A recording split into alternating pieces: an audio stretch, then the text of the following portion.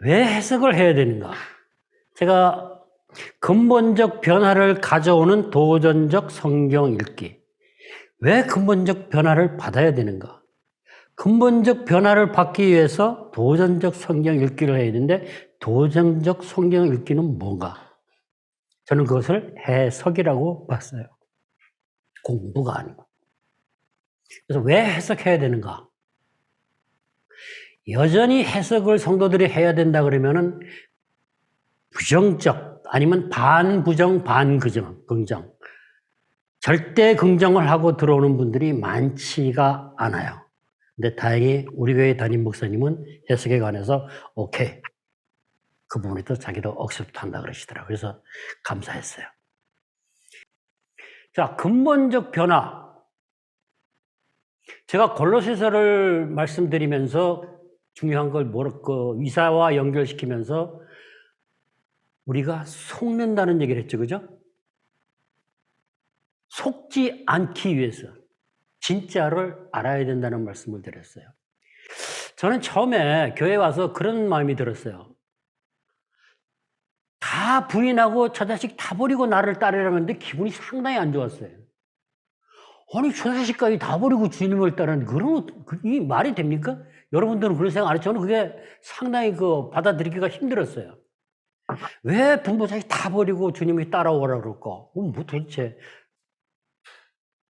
근데 시간이 좀 지나고 나서 한 거는 버리고 포기하라는 것이 아니고 우선순위를 뒤에 두고 내가 주님을 따라가며 주님을 사랑할 때에 내가 내 아내와 자녀들과 옆에 이웃 사람들을 사랑하는 게 요만하다면 내가 주님을 따라가서 주님을 알고 나면 요만한 사랑이 아니라 이만한 사랑으로 내가 와이프도 자녀도 부모도 형제도 이웃도 사랑할 수 있더라는 거죠. 그러니까 주님을 위해서 따라오는 게 아니고 주님을 따라갔을 때 주님의 사랑을 보여줄 때니 이 사랑을 할 수 있어. 이걸로 사랑하고 우리는 행복하게 살으라는 거였어요. 그거 아는데 시간이 조금 걸렸어요. 제가 왜 이 말씀을 드리냐면은 성경을 읽다가 이해가 안 되고 부정적이고 그런 부분은 여러분들이 계속적으로 묵상하고 연구해 가셔야 된다는 얘기입니다. 근본적 변화를 제가 로마서 12장 2절의 말씀을 가지고 말씀드렸어요. 그죠? 신학적 원리를 가지고 아니면 교훈을 가지고 배가시키고 의지적인 노력을 해가지고는 근본적 변화, 마음의 변화를 가져오기는 어렵다. 팀 켈러 목사님도 탕부 하나님이라는 책에서 그런 말씀을 쓰셨어요. 그러면 어떻게 해야 변화를 받느냐고 했을 때 씨 뿌리는 자 비유를 하면서 말씀을 깨달아 아는 자. 그럼 말씀을 깨달아 알기 위해서는 읽고 연구하고 해석해야 됩니다. 그거 하지 않고는 어려워요. 그래서 이 변화는 그런 변화를 가져오고 우리를 온전케 하는 대로 끌고 간다는 얘기죠.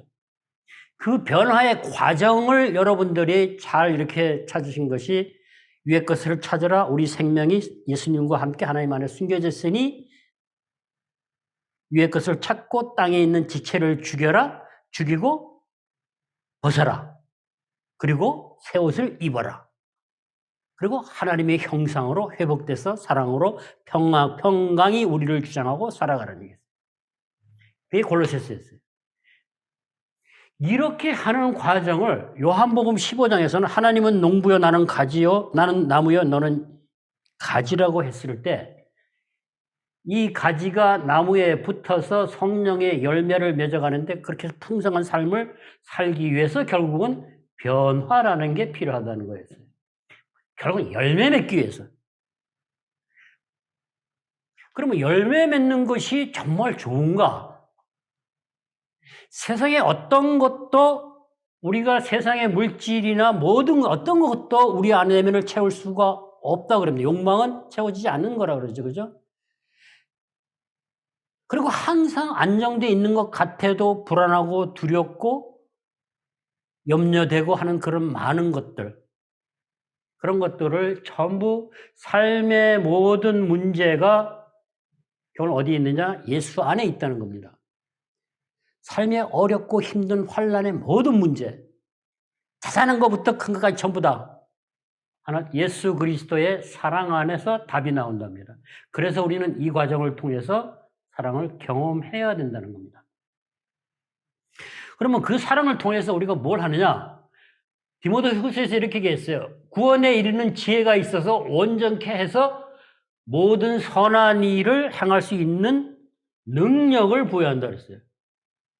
그럼 우리는 이 회복의 과정을 통해서 결국 사랑을 통해서 우리가 온전케 되며 선한 일을 향할 능력이 부여받는다는 거죠. 그 능력이 결국 사랑이에요. 요한복음 21장 15, 16, 17에서 베드로한테 너희가 나를 사랑하느냐고 했을 때 베드로가 15, 16, 17을 지나면서 하나님의 사랑을 제대로 깨달아갖고 받아들이고 그 사랑을 가지고 사역을 하고 섬기고 가라는 거였어요. 우리의 정체성은 하나님의 자녀죠, 그죠? 제자가 되어야 돼요. 이 제자가 되는 과정을 사실은 디모데후서는 얘기를 하고 있어요. 제가 속지 않아야 된다고 일강을 하면서 그 말씀을 드렸어요. 바벨론 포로에 잡혀가 있는 사람들이 바벨론 왕궁에 사건이 있었을 때에 곧 바벨론이 망하니까 너희는 이스라엘로 돌아갈 수 있다. 라고 하는 선지자들이 나와서 그게 포로로 잡혀간 사람들을 미혹했어요. 그리고 그 선지자들은 그들을 끌고 미혹하면서 뒤에서 뭐했나 간음하고 음란한 행위를 했어요. 그런 선지자들을 보고 바벨론 포로에 잡혀가 있는 사람들이 뭐라 그랬냐면은 그 선지자들이 하나님이 자기들을 위해서 세운 선지자라고 그랬어요. 말이 안 되죠, 그죠? 그러면 그들이 왜 가짜를 가지고 하나님이 세운 선지자라고 했느냐라는 얘기예요. 그거를 예레미야가 풍탄을 하면서 말을 합니다. 계속 보내서 얘기를 했는데 너네가 듣지 않았다는 겁니다. 그게 예레미야 29장 15, 16. 너희가 듣지 않았다는 얘기. 듣긴 들었어요.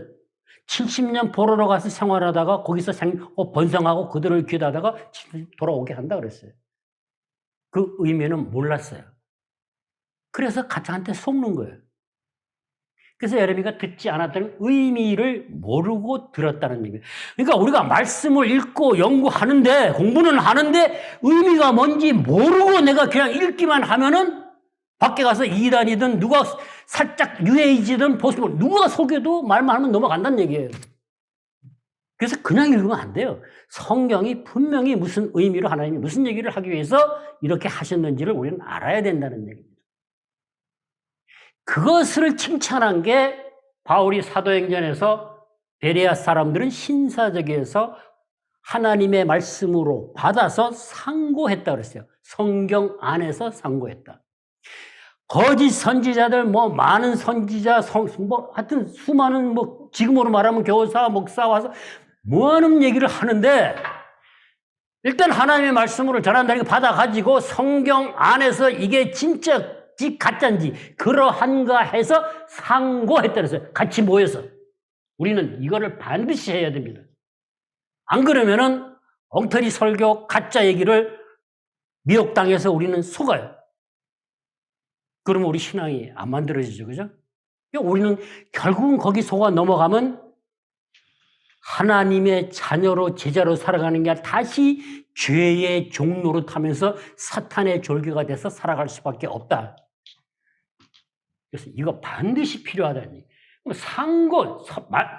상고를 하는데 그러한 거에서 서로 의논하고 분별하고 하는데 어디서 성경 안에서 했다는 얘기입니다. 성경을 가지고 그 사람이 목사가 한 얘기를 선지자가 한 얘기를 교사가 한 얘기를 정말 맞느냐는 얘기지. 우리 그거 꼭 해야 돼요. 그거 안 하면 나는 속습니다. 그거를 해야 이 과정을 통해서 내 안에 예수가 살아있게 됩니다. 예수님의 성품을 바로 알고 하나님의 마음과 뜻을 제대로 분별할 때 속지 않는다라는 얘기죠. 그래서 정말 중요한 거는 상고한다는 겁니다. 우리는 상고할 능력을 해석의 과정을 통해서 우리는 키워야 됩니다. 그래서 하나님의 선하시고 기뻐하시고 온전하신 뜻을 분별해야 교회 공동체 안에서 서로 세워가고 그것을 가지고 그 사랑 안에서 밖에 나가서 믿지 않는 사람들도 품고 섬기고 그동안에 내가 용납하고 용서하지 못했던 사람들 용납하고 용서할 수 있고 사랑으로 섬기고 갈 수 있다라는 얘기죠. 이게 빠지면 안 돼요. 이게 결국은 이겁니다. 근데 이거 우리가 얼마든지 할 수 있어요. 해석을 거북해 하지 마세요. 성령님을 보내셨다는 얘기예요. 요한복음 14장 하나님 주님이 가시면서 성령을 보내서 예수 그리스도와 예수 그리스도의 하신 모든 것을 기억나게 한다 그랬어요. 그냥 기억만 하는 거 아니에요? 기억나고 그대로 역사하게 하신다는 얘기. 해석은 가장 중요한 게 깨어있는 상식입니다. 우리는 너무 상식을 벗어난 해석을 하려고 자꾸 노력을 해요. 그럴 필요가 없다는 얘기입니다. 그리고 문맥이 맞지도 않은 그런 말 자연스러워야 됩니다. 이게 기본이에요. 그럼 성경을 계속 읽다 보면은 뚱딴지 같은 신비한 것만 찾아가지고 해석할 그게 오류예요. 하나님은 그 시대에 그 사람들의 언어를 상회해서 그들의 상식에 맞게 자연스러운 의미로 이해할 수 있게끔 성경을 쓰셨어요. 근데 우리는 무슨 영적인 해석을 찾아간다고 뚱딴지 같은 본문의 문맥과는 아무 상관없는, 제가 몇 번 말씀드렸죠? 청년의 정욕을 삼가라. 그건 성령과 아무 상관도 없는 얘기예요. 우상을 같이 섬기지 말고 조심하라는 얘기가 가장 가까운 해석이에요. 그리고 사마리아 강동하던 사마리아 할 때도 어신도 막 거기다가 무슨 뭐 예수니 여관 주인이 뭐 교인 이거 아니다라는 얘기. 그러면 주님이 하신 말씀의 본질을 잊어버린다는 얘기. 그럼 우리는 주님 못 만나요. 그래서 해석은 두려워하지 마시고 하나님을 믿고 성령 안에서 모든 것을 해주십니다.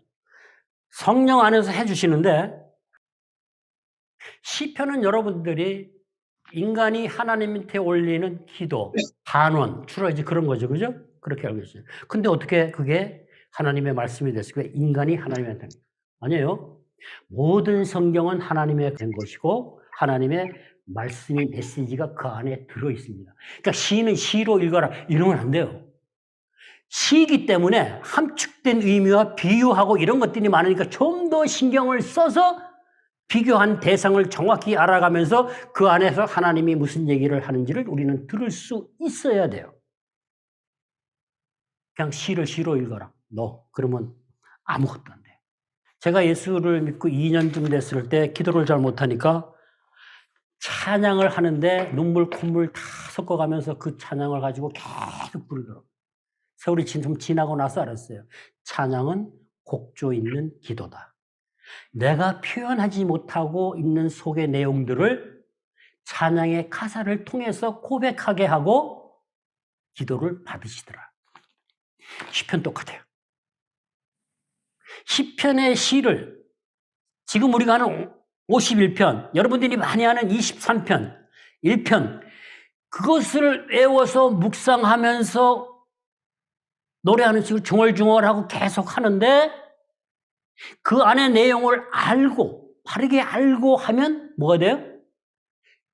그대로 내 기도가 돼서 주님한테, 하나님한테 탄원하는 내용이 돼간다라는 얘기죠. 그래서 중요해요. 시편은 하나님과 인간 사이의 인간과의 관계 속에서 교제를 통해서 만들어진 산물이다. 그냥 만들어진 게 아니다. 그리고 대부분은 그 교제의 산물이라고 하면은 내가 하나님의 말씀을 가지고 하나님과 묵상하고 기도하면서 경험하고 체험한 것들을 가지고 썼겠죠. 그죠? 그런 거 없이 그냥 생각 가지고 쭉 쓴 것들이 아니다라는 얘기입니다. 그러면 시편을 읽으면서 그 안에 그 시편 기자가 경험하고 만난 하나님이 그 안에 있는 겁니다. 그 하나님을 우리도 동일하게 만날 수 있어요. 그러면 동일한 마음으로 하나님한테 기도하는 게 된다는. 그 옛날에는 구약에서는 그 시편에다가 온유를 달아가지고 예배드리고 할 때 기도를 하는 거죠. 그죠? 지금도 같이 봉독하면서 이렇게 해나갈 때에 동일한 은혜가 임할 수 있는 겁니다. 자, 그런 시편을 우리가 읽어야 되는데 시편 1편, 시편이 5권으로 된 건 다 아시죠? 시편이 한 권으로 돼 있지만 사실 세부적으로 따지면 5권으로 돼 있고 시편 1편과 2편은 서론입니다. 그 중에서도 1편, 왜 말씀을 주야로 복 있는 자는 주야로 묵상하는 자라라고 1편에다 다 이렇게 넣어놨을까 말씀. 포로기 이후에 이스라엘이 돌아와서 아무것도 기댈 거 바랄 것 없는 소망 없는 그들에게 구약은 시편은 이렇게 읽어라라는 얘기입니다. 주야로 묵상하고 이렇게 읽을 때 너희가 이렇게 살아갈 수 있다. 그래서 맨 앞에다 놓는 거예요. 우리가 모든 성경을 시편 1편의 마음을 가지고 읽어야 된다는 메시지가 그 안에 들어있어요. 그렇게 하기 위해서 우리는 뭘 좀 알아야 돼요? 상황을 좀 알아야 돼요. 그죠? 오늘 하는 상황은 다윗이 밧세바를 간음하고 우리아를 죽이고 하는 그런 상황들이 있었어요. 또 시편 23편 여러분들이 쉴만한 물가로 초장으로 누르면 그 그림이 싹 그려지잖아요. 그죠? 그 이미지가 되잖아요. 그러면서 그 안에서 나인데 다가오는 느낌들이 있죠. 그죠? 그러니까 상황을 여러분들이 좀 아셔야 됩니다. 아주 중요한 말이 하나 있어요. 시편의 언어, 시편의 말은 좀 이렇게 함축이 돼 있고 비유하고 이런 언어가 많잖아요. 그죠? 시편의 언어 속에 들어있는 소리를 들어라 그랬어요. 여러분들이 시편을 자꾸 외우고 암송을 하고 읽다 보면은 그 시편의 언어, 단어 속에 들어있는 의미 뒤에 하나님의 음성이 나인데 들어와야 된다는 얘기예요. 그게 제가 성경 본문을 읽으면서 메시지를 통해서 나인데 들려오는 것이 성령의 음성이라고 한 것과 마찬가지로. 언어 속에 포함된 소리. 이게 비유에 특별히 많습니다. 신약 같은 경우는 예수님이 비유로 말씀할 때 비유는 예수님이 우리와 대화하기 위해서 우리를 만나기 위해서 만들어 놓은 기가 막힌 단락 안의 문장이라고 했어요. 그러면 비유의 언어의 뜻을 잘 알아갈 때 그 비유를 통해서 나인데 다가오는 소리. 지난번에 포도나무 요한복음 15장 1절 나는 나무요 아버지는 하나님은 농부라고 했을 때 그 농부라는 단어를 통해서 나인데 다가오는 하나님의 음성. 그 소리를 들을 수 있어요. 지난번에 한 분이 그 농부라는 단어 속에 들어있는 농부의 의미를 통한 하나님이 자기를 케어하고 보호하고 지금까지 만들어왔던 그 음성을 들으셨다. 그 얘기하는 겁니다. 그러니까 시편은 그냥 쉬니까 약산의 진달래꽃을 가뿐히 집하고 그냥 우리 마음대로 그렇게 읽는 시가 아니고 이거는 하나님의 말씀이기 때문에 우리 마음대로 읽어서는 안 된다라는 얘기예요. 의도가 있다는 얘기입니다. 의미가 있다는 얘기예요. 안에 메시지가 있다는 얘기입니다. 하나님이 우리한테 하시고자 하고 싶은 말씀이 있다는 얘기예요. 그리고 우리는 이 시편을 따라서 읽고 이렇게 내 마음을 하소연하고 탄식하고 구원하고 뭐래요? 하나님한테 매달리는 방법을 배운다라는 얘기입니다. 아, 다윗이 이렇게 기도했구나. 나도 이렇게 기도해야지. 근데 내가 어디가 빠졌구나. 아, 이거까지. 시어 속에 들어있는 그 언어 속에 포함된 소리를 들을 수 있어야 된다. 이거 참 중요하다는 거 잊지 마시고요. 그래서 우리는 그 언어를 연구해 가면서 뭐래요? 그 시대의 바벨론 포로 후에 시편 기자가 하는 얘기, 또 시편 51편에 다윗이 고백하는 그 얘기 속에서 들어가서 그것을 파악하다 보니까 지금으로 가지고 와서 그 메시지를 들을 수 있고 내가 마음을 열고 그 메시지를 들을 때 나는 그 사랑을 경험하고 그 음성을 듣고 변화를 경험한다는 겁니다. 시편 40편에 새 노래 하나님께 올릴 찬송을 내 입에 두셨으니 많은 사람이 보고 두려워하여 여호와를 의지하리로다. 그리고 8절에 주의 법이 나의 심중에 있사오니 이렇게 나가요. 하나님께 올릴 새 노래, 올릴 찬송 새 노래가 있는데 노래를 부르는 게 아니고 그 찬송한 노래를 사람들이 듣고 오는 게 아니라 보고 온다는 거야. 이거 다 이상하잖아요. 그죠? 그러니까, 그러면 우리는 찬송가 하니까 찬송하면 노래 생각하는데, 우리가 하나님이 나인데 역사하신 그 사랑과 그 대속의 은혜가 너무 좋아서 하나님을 영화롭게 드러내고 높이는 모든 것이 찬송이라는 겁니다. 넓게 보셔야 돼요. 하나님을 높이는 영화롭게 하는 그것이 새 것. 나를 변화시킨 과정에서 하나님이 하신 그 일들. 그러니까 내가 변화됐잖아요. 성품이 바뀌었잖아요. 그 사랑으로 살아가잖아요. 옆에서 보니까 저놈이 이상해. 옛날하고 달라. 이상하네? 술도 끊어, 담배도 끊어, 뭐, 말도 바뀌어, 행동, 이상하네. 저 집 한번 가봐야지. 이렇게 되는 거 아니에요? 그렇게 보고 여호와를 의뢰하고 나올 수 있는 것.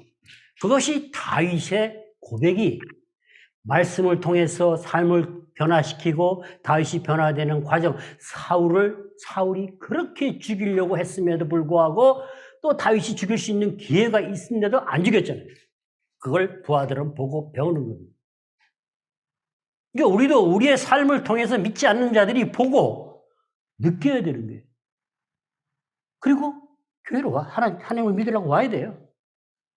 뭘 보고? 변화된 나를 보고. 그러니까 우리는 변화를 반드시 경험해야 된다. 이게 뭐예요? 자녀되는 삶이고 제자의 삶이라는 얘기입니다. 이것이 참된 그리스도인의 삶을 산다는 얘기래요. 이거 하기 위해서 우리는 공부를 하고 해석을 해야 된다는 말씀을 드리는 겁니다. 이 과정을 통해서 참된 그리스도인이 되어갈 때 그 과정 속에서 역사하시는 하나님을 여러분들이 만난다, 창조주를 만난다, 세상의 그 어떤 것과도 비교가 안 되고 여러분들의 상처, 문제 다 회복시키신다는 얘기예요. 너무 기가 막힌 기쁨과 평강을 주신다는 거예요. 그래서 하라는 거예요. 그리고 우리가 그것을 경험해서 그 사랑을 넣어가지고 세상을 살아갈 때 세상에 어떤 것도 두렵지 않고 염려 안 된다. 잠깐 내지면 다 해결했네. 담대하게. 그렇다고 상황이 확 바뀐 건 아니야. 상황은 그대로. 그러나 내가 어떤 사람을 만나도 당당할 수 있고 담대할 수 있고 소신껏 모든 일을 처리해 나갈 수 있다. 쭈삣쭈삣, 저 사람이 나보다 높으니까 부자니까 또 세니까 가서, 이거 아니고 세든 부자든 권력이 있든 없든 나는 뭐에? 하나님의 자녀로, 아들로, 백성으로 당당하게. 딱 꿀릴 게 없으니까. 너 이만큼 있냐? 그거 아무것도 아니야. 나는 이만큼 있어. 왜? 집에. 위에 집에. 왜 꿀리냐는 얘기. 그래야 여러분들이 당당하게 살아요. 그게 어떨 때 가능하냐? 내 정체성이 분명할 때. 내가 하나님의 자녀, 하나님의 것이라는 거, 하나님이 내 아버지라는 거. 옆집 아버지면 안 돼. 옆집 아버지 소용없어. 내 아버지래야 돼. 그게 실감이 나야 돼, 실감이. 내 아버지가 창조주를 하는데 내가 어떻게 감사하고 어떻게 안 울고 너무 좋지 않아. 안 좋으면 이상한 거지. 그래서 해석의 과정을 통해서 하나님을 만날 수 있기 때문에 해석 여행을 통해서 여러분들이 하나님을 만나야 된다. 하나님을 만나면 결국 뭘 만나요? 내가 어떤 존재인지 나 자신을 알게 된다는 얘기입니다. 그래야 당당할 수 있어요.